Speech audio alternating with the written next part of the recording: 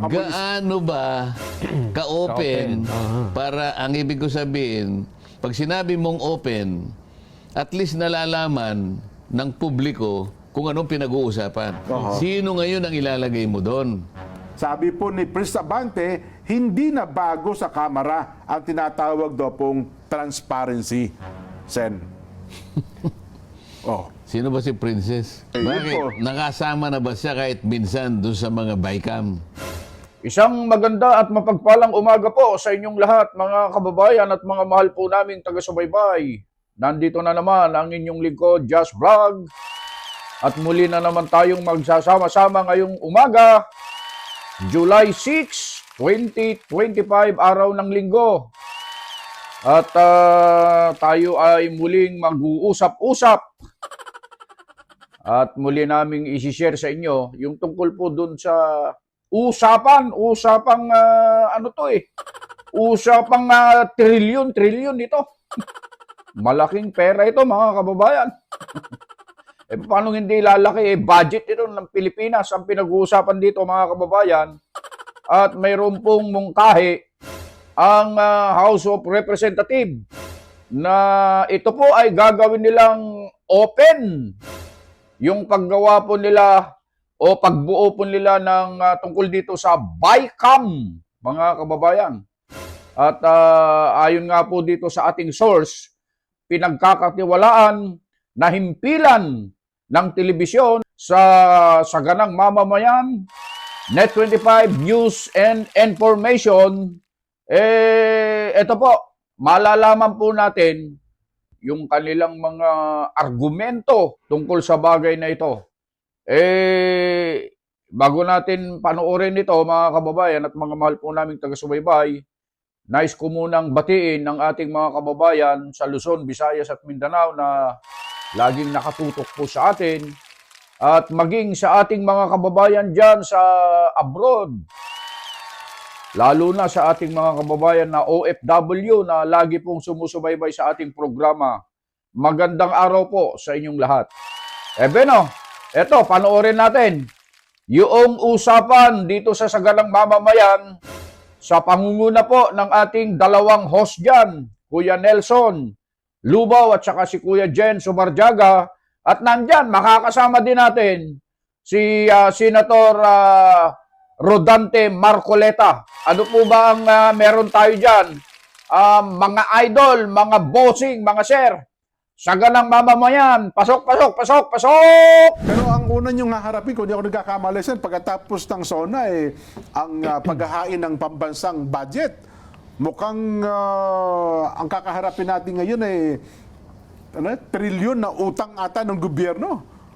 Mukhang yun ang problema natin kakaharapin kasi ang atin pambansang budget ay mukhang hindi naman kaya. Parang 16.9 na yata eh. Yun na nga po, kasi yung kita natin mukhang hindi ata kaya. Halos 17 eh. 16.92. Yan. Tama. Ayan po. Yung Ayan, April 16.75. Ayun, Mayo. Tumaas. Yes. 16.92. Yan ang sinasabi ko.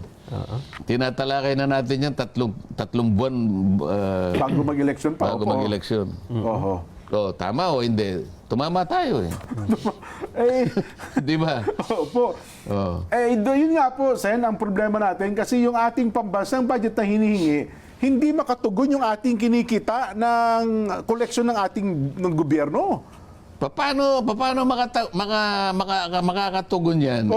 Yung collection effort nila talaga namang mahina. Kailangan ang collection effort mo, di ko napag-aralang mabuti yan, pero sa tansya ko yan, hindi ka dapat bumaba sa 20% ng GDP mo. Ng gross domestic product mo. Kasi kung ang parang average nasa 15 eh. Opo. Iba kinukurap kaya nawawala eh. Pataasin mo yung collection effort mo. Yung efficiency, no? Halimbawa, ang dapat nating makolek 30 trillion. Yung walang ka-effort yun, kukurap yun. Babagsak sa 27 trillion. So, para sana yung utang natin. Sobra pa sana tayo. Kung 16 lang yung ating ano eh. Tapos yung mga government-owned and controlled corporation, Kumikita din ng marami dapat. mahigit yatang 392 yata, 400 yata. Lugi yata yung karamihan, lugi. Bakit hindi kumita? Oho. Bakit? Sabi nga niya, dapat... Kailangan examine nila dyan. Yung mga nalulugi, tanggalin lahat yung mga Yun palitan nga po, ng no? magagaling. Bakit daw yung mga... Bakit yung Philippine Ports Authority? Yan, laki na kinikita yan, oo. Oh, Naku. paalala nyo nga sa akin para makapag-advertise sila rito. Mabait siyang PPA. Nakalimutan ko yun. GMJ Santiago, di ba? Hindi pala humihingi ng pondo, sila pa pala nagpapasok ng ano. Oo, nakikinig Diba? naman si, anong pangalan? Sa GMJ si Atty. Santiago. J. Opo, oo. Atty. J, kung nakikinig ka, handa mo na yung cheque ng... Sa ganang mamamayan. ano raw? Nang sa ganang mamamayan. Ito. Opo. Akala ko, sarado ito eh. Hindi mo bukas po yan. Atty. J, handa mo yung cheque para gusto ko nakikita palagi yung mga vapor na in-advertise dito. Yun, oo. At nabubuhayan ako talaga pag nakikita kong parang napaka-stable ng ating Dapat nga naman ng ating maritime industry. Di ba dapat po ganyan talaga At saka yung mag-GOCC nagsasalita, natin? gusto ko yung boses niya eh. Si ano po yun? Si Eunice, yung kanilang... Sino ba yun? Magaling siyang magpaliwanag. Oho. Nakikinig naman siya. Paalala Yes. ninyo para tawagan natin. Opo. Kayon nga, Sen, ito nga, kaya ko na i-open yan, Nelson. Kasi meron silang panukala para daw maging malinaw na at wala ng intriga Sa budget. sa budget, Aha. magkakaroon na raw po ng tinatawag na open bycam. Ba? Sen, Open bycam. opa, di ko lang alam kung narinig na po ninyo yan, na ito daw pong bycam sa pagbuo ng budget, dapat open na sa publiko, open na sa pagtingin ng taong bayan. Sinabi nila yun. Ano yung mekanismo? Paano pa? Gaano ka-open? Sana ba yan? Meron tayong balita nyo kahapon eh. Ano ha? Hindi, si Nelson kaya niyang ipaliwanag. Sige, yun. sige, Nelson. Pinag-aralan ni Nelson. Sige nga, Nelson. Ang pagkakaalam ko dyan, ila-live. Oo. Oo. Ayan, no? Supportado. At hindi na raw mag-uusap-usap dun sa isang kwartong sarado. Dapat na po ay alam ko ito ang pangunay sinusulong din mismo ng leadership ng Kamara ngayon, Sen, ha? At mukhang may mga NGO pa yata, Nelson, na sumusuporta din sa bagay na ito. Oh. Ari nawa. Pwedeng mag-observe ang publiko habang ginagawa yung... Sinong mag-o-observe? Yan ang tanong. Sino?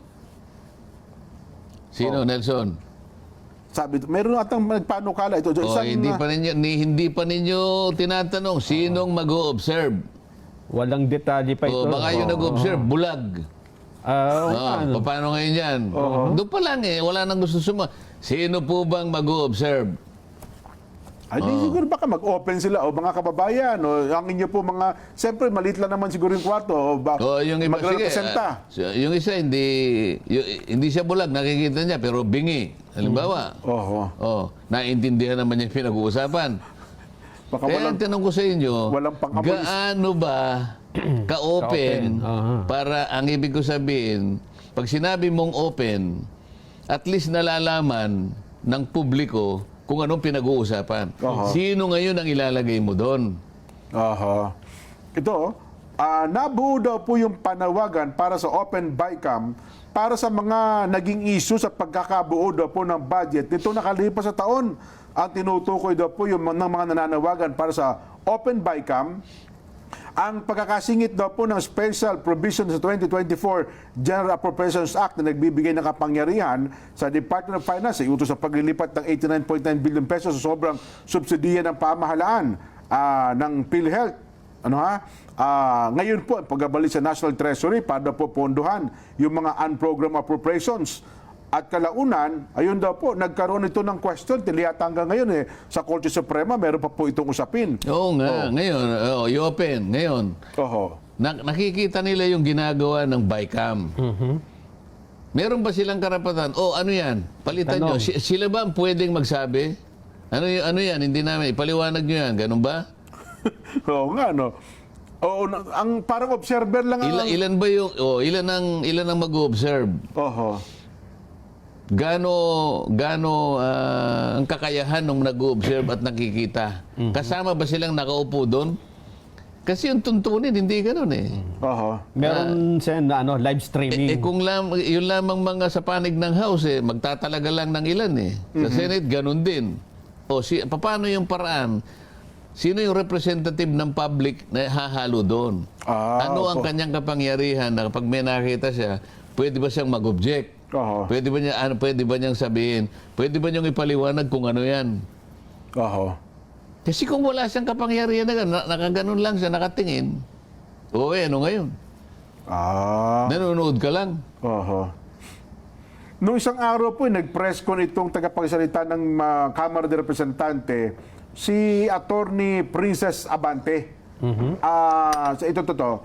Yun daw hong pagsuporta sa tinatawag na hashtag Open BICAM Campaign, Open BICAM Campaign, sa pagtalakay daw po ng pambansang budget at sinuportahan nga po ng pamunuan ng leadership ng Kamara de Representante sa pangunguna po ni Speaker Martin. Ang mungkahi na suportado din po na nagbabalik ng mga mababatas at mga leader ng institusyon.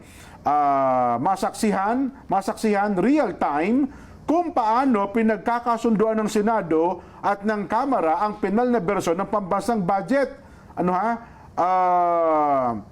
Saan pa ba yun? Ang Bicameral Conference Committee sa pambansang budget ay nagsisilbing huling yugto ng pagdesisyon matapos maipasa ng Kamara at ng Senado ang magkakahiwalay na bersyon ng General Appropriations Bill. Ayon, sabi po ni Princess Abante, hindi na bago sa Kamara ang tinatawag daw pong transparency. Sen. Sino ba si Princess? Yun po yung tagapagsalita Anak ng prinsipe. anak ng mga anyway, yun Bakit? po. Nakasama na ba siya kahit minsan doon sa mga BICAM? Nakita ba niya kung ano ang ginagawa sa BICAM? Kaya nga ako sinabi ko, ako minsan lang ako nakasali doon. Ipinangako ko na sa sarili ko, kahit kailan hindi na ako sasama. Ganun no. Hindi ka man lang makalapit doon eh. Masasarap daw pang pagkain doon di ba? Ma-high blood ka naman. Nandun daw ang pinakamasarap at mamahaling pagkain sa kapag BICAM, Sen.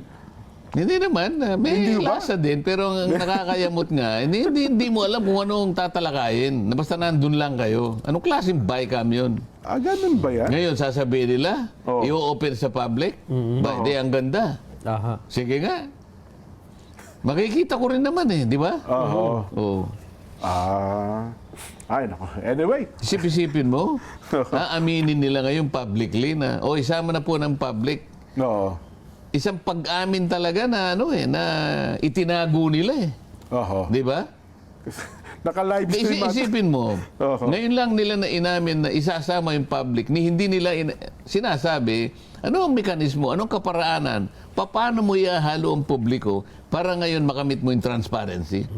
Pag sang-ayon lamang na marami kayong itinago talaga. Ako ang idea, ang pagkakaintindi ko to, Nelson, para naka-live stream lang siya, para naka-Facebook live o kaya naka-YouTube live na ang tao nanonood.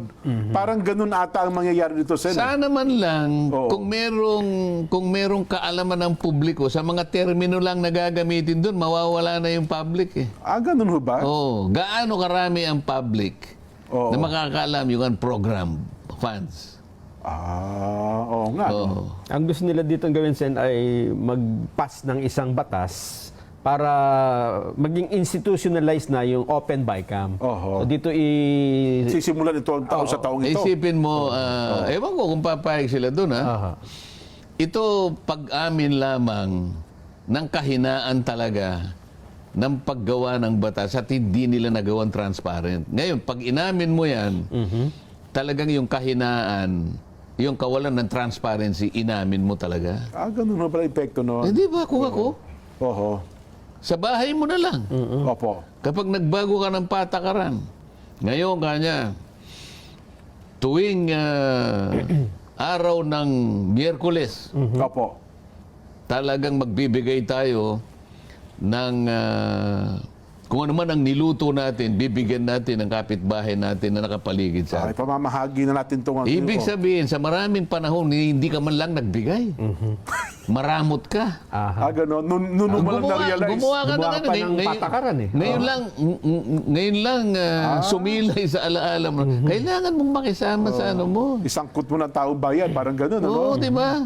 Oo nga, Sa kahuli-hulihan, naisip mo. Pero sabi nga nila, inilahad mo ngayon yung kahinaan mo. Kaya palagi ko sinasabi, minsan lang ako dumalo dyan sa BICAM. Ayaw ko na. Nakaupo lang kami. Yung aming,